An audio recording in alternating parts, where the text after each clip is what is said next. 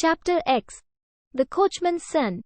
Swaminathan had two different attachments, one to Somu, Sanka, and the P, a purely scholastic one, which automatically ceased when the school gates closed. His other attachment was more human to Rajam and money.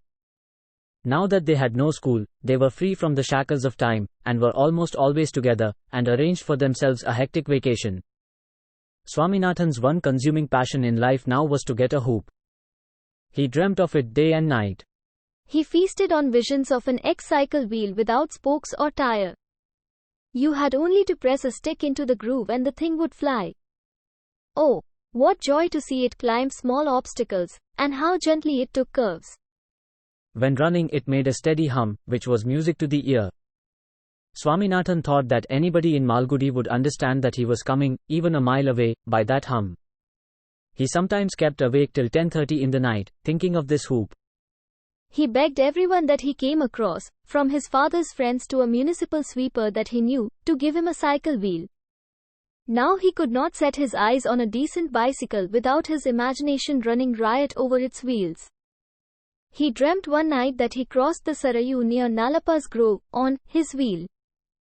It was a vivid dream. The steel wheel crunched on the sandy bed of the river as it struggled and heaved across. It became a sort of horse when it reached the other bank. It went back home in one leap, took him to the kitchen, and then to his bed, and lay down beside him. This was fantastic, but the early part of the dream was real enough. It nearly maddened him to wake to a hoopless morning. In sheer despair, he opened his heart to a coachman, a casual acquaintance of his. The coachman was very sympathetic. He agreed that existence was difficult without a hoop. He said that he would be able to give Swaminathan one in a few hours if the latter could give him 5 rupees. This was an immense sum, which Swaminathan hoped to possess in some distant future when he should become as tall as his father. He said so. At which the coachman gave a convincing talk on how to get it. He wanted only 6 pies to start with. In a short time he would make it 6 annas, and after that convert it to 6 rupees. And Swaminathan could spend the 5 out of the 6 rupees on the hoop and the balance of 1 rupee just as he pleased. Swaminathan declared that nothing would give him greater happiness than giving that extra rupee to the coachman. If any doubts arose in Swaminathan's mind, they were swept away by the other's rhetoric. The coachman's process of minting higher currency was this: he had a special metal pot at home in which he kept all base copper coins together with some mysterious herb, whose name he would not reveal even if he were threatened with torture. He kept the whole thing, he said, buried in the ground. He squatted on the spot at dead of night and performed some yoga, and lo, when the time came, all the copper was silver. He could make even gold, but to get the herbs for it, he would have to walk 250 miles across strange places, and he did not consider it worth all that exertion. Swaminathan asked him when he might see him again, as he had to think out and execute a plan to get 6 pies.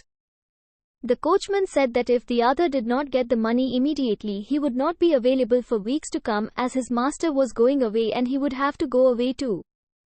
Swaminathan cringed and begged him to grant him 6 hours and ran home. He first tried Granny. She almost shed tears that she had no money, and held her wooden box upside down to prove how hard up she was. "I know, Granny, you have a lot of coins under your pillows." "No, boy. You can search if you like." Swaminathan ordered Granny to leave the bed and made a thorough search under the pillows and the carpets. "Why do you want money now?" Granny asked. "If you have what I want, have the goodness to oblige me. If not, why ask futile questions?" Granny cried to mother, "If you have money, give this boy 6 pies." But nobody was prepared to oblige Swaminathan. Father dismissed the request in a fraction of a second, which made Swaminathan wonder what he did with all the money that he took from his clients. He now tried a last desperate chance.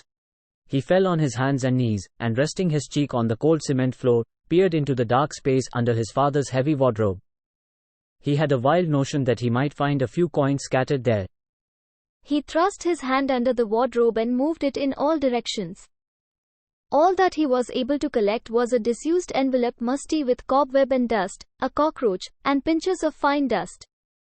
He sometimes believed that he could perform magic, if only he set about it with sufficient earnestness.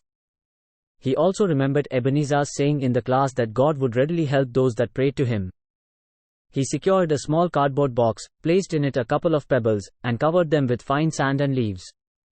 He carried the box to the puja room and placed it in a corner.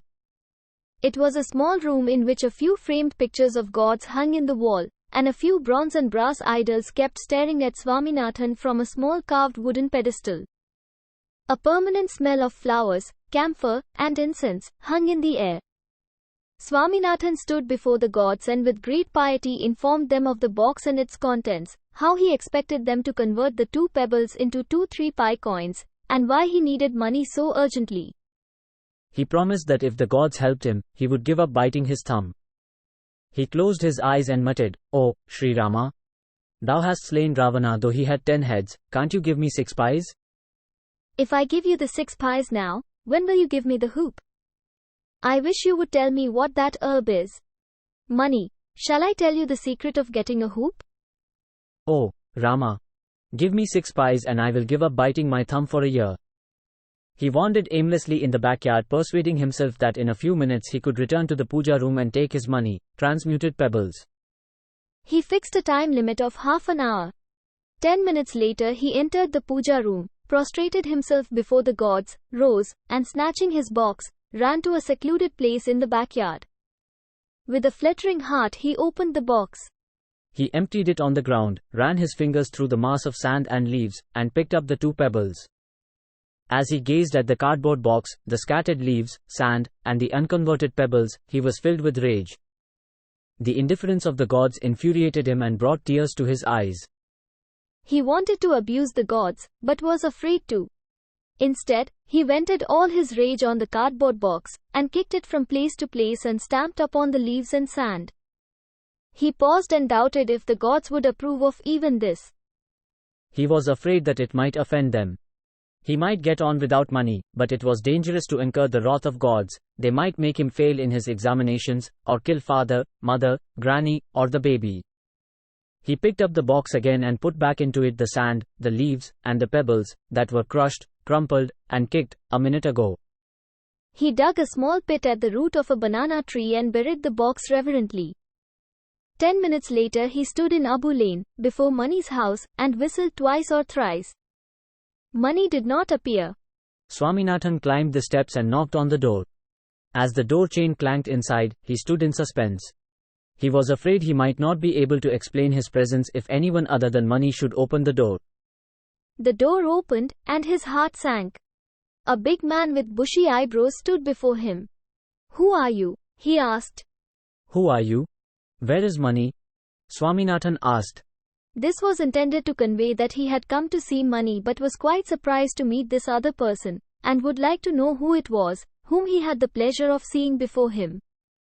But in his confusion, he could not put this sentiment in better form. "You ask me who I am in my own house," bellowed the bushy eyebrows. Swaminathan turned and jumped down the steps to flee. But the bushy eyebrows ordered, "Come here, little man." It was impossible to disobey this command. Swaminathan slowly advanced up the steps, his eyes bulging with terror. The bushy eyebrows said, "Why do you run away? If you have come to see Mani, why don't you see him?" This was logic absolute. "Never mind," Swaminathan said irrelevantly. "Go in and see him, little man." Swaminathan meekly entered the house. Mani was standing behind the door, tame and unimpressive in his domestic setting. He and Swaminathan stood staring at each other, neither of them uttering a single word. The bushy eyebrows was standing in the doorway with his back to them, watching the street. Swaminathan pointed a timid finger and jerked his head questioningly. Mani whispered, "Uncle." The uncle suddenly turned round and said, "Why do you stand staring at each other? Did you come for that? Wag your tongues, boys." After this advice he stepped into the street to drive away 2 dogs that came and rolled in front of the house, locked in a terrible fight. He was now out of earshot. Swaminathan said, "Your uncle?" "I never knew. I say, Mani, can't you come out now?" "No?" "I came on urgent business." "Give me, urgent, 6 pies, got to have it. Coachman goes away for weeks, may not get the chance again, don't know what to do without hoop." He paused. Mani's uncle was circling round the dogs, swearing at them and madly searching for stones. Swaminathan continued, "My life depends on it. If you don't give it, I am undone." Quick, get the money. I have no money, nobody gives me money, Mani replied. Swaminathan felt lost. "Where does your uncle keep his money? Look into that box." "I don't know." Mani, come here, his uncle cried from the street, drive away these devils. Get me a stone. Rajam, can you lend me a policeman? Swaminathan asked 2 weeks later. "Policeman? Why?" There is a rascal in this town who has robbed me. He related to Rajam his dealings with the coachman. And now, Swaminathan said, continuing his tale of woe, whenever he sees me, he pretends not to recognize me. "If I got to his house, I am told he is not at home, though I can hear him cursing somebody inside. If I persist, he sends word that he will unchain his dog and kill me." "Has he a dog?" asked Rajam. Not any that I could see. Then why not rush into his house and kick him? It is all very well to say that. "I tremble whenever I go to see him. There is no knowing what coachmen have in their houses. He may set his horse on me." Let him, it isn't going to eat you, said Mani. Isn't it? I am glad to know it. "You come with me one day to Tailor Ranga and hear what he has to say about horses. They are sometimes more dangerous than even tigers," Swaminathan said earnestly. "Suppose you wait one day and catch him at the gate?" Rajam suggested. I have tried it. But whenever he comes out, he is on his coach. "And as soon as he sees me, he takes out his long whip. I get out of his reach and shout. But what is the use? That horse simply flies. And to think that he has duped me of 2 annas. It was 6 pies, wasn't it? But he took from me twice again, 6 pies each time." "Then it is only an anna and a half," Rajam said. "No, Rajam, it is 2 annas." My dear boy, 12 pies make an anna, and you have paid thrice, 6 pies each time, that is 18 pies in all, 1 anna and a half. It is a useless discussion. Who cares how many pies make an anna? Swaminathan said. "But in money matters, you must be precise." "Very well, go on, Swami." "The coachman first took from me 6 pies, promising me the silver coins in 2 days. He dodged me for 4 days and demanded 6 more pies, saying that he had collected herbs for 12 pies. He put me off again and took from me another 6 pies, saying that without it the whole process would fail. And after that, every time I went to him he put me off with some excuse or other. He often complained that owing to the weather the process was going on rather slowly. And 2 days ago he told me that he did not know me or anything about my money. And now you know how he behaves. I don't mind the money, but I hate his boy, that dark rascal. He makes faces at me whenever he sees me, and he has threatened to empty a bucketful of drain water on my head." One day he held up an open penknife. I want to thrash him, that will make his father give me back my 2 annas. Next day Swaminathan and Mani started for the coachman's house. Swaminathan was beginning to regret that he had ever opened the subject before his friends. The affair was growing beyond his control. And considering the interest that Rajam and Mani displayed in the affair, one could not foresee where it was going to take them all. Rajam had formed a little plan to decoy and kidnap the coachman's son. Mani was his executive. He was to befriend the coachman's son. Swaminathan had very little part to play in the preliminary stages.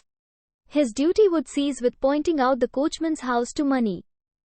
The coachman lived a mile from Swaminathan's house, westward, in Kilachir, which consisted of about a dozen thatched huts and dingy hovels, smoke-tinted and evil-smelling, clustering together irregularly. They were now within a few yards of the place. Swaminathan tried a last desperate chance to stop the wheel of vengeance. "Mani, I think the coachman's son has returned the money." "What? I think? You think so, do you?" "Can you show it to me?" Swaminathan pleaded. "Leave him alone, Mani. You don't know what troubles we shall get into by tampering with that boy."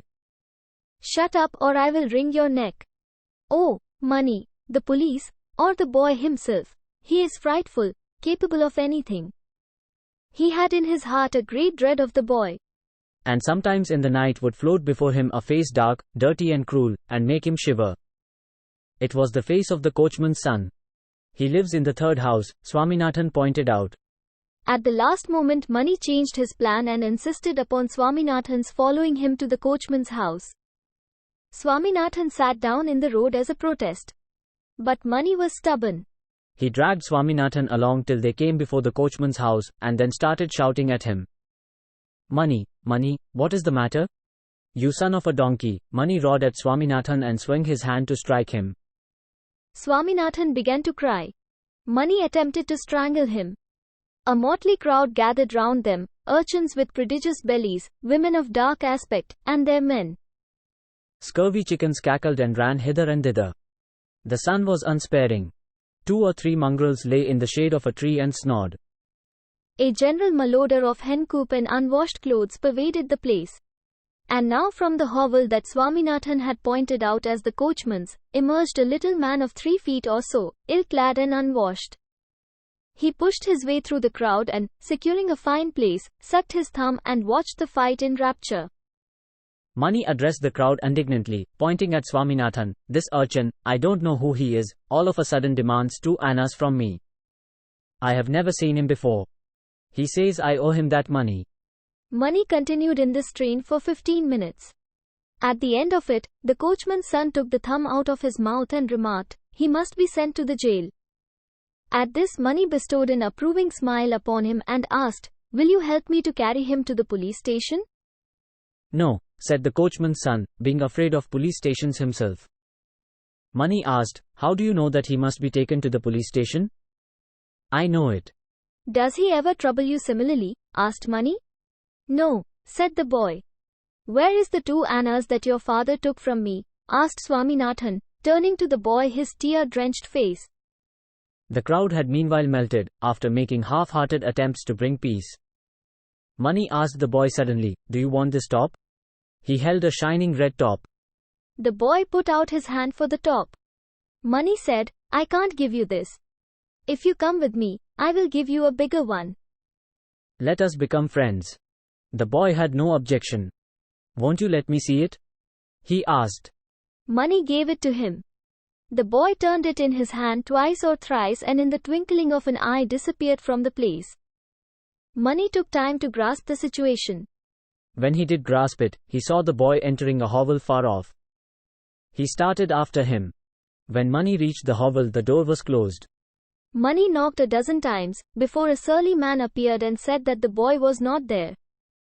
The door was shut again. Mani started knocking again.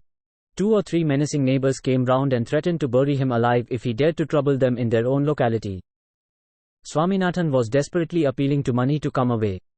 But it took a great deal more to move him. He went on knocking. The neighbors took up their position a few yards off, with handfuls of stones, and woke the dogs sleeping under the tree. It was only when the dogs came bouncing towards them that Mani shouted, "Run," to Swaminathan, and set an example himself. A couple of stones hit Swaminathan on the back. 1 or 2 hit Mani also. A sharp stone skinned Mani's right heel. They became blind and insensible to everything except the stretch of road before them.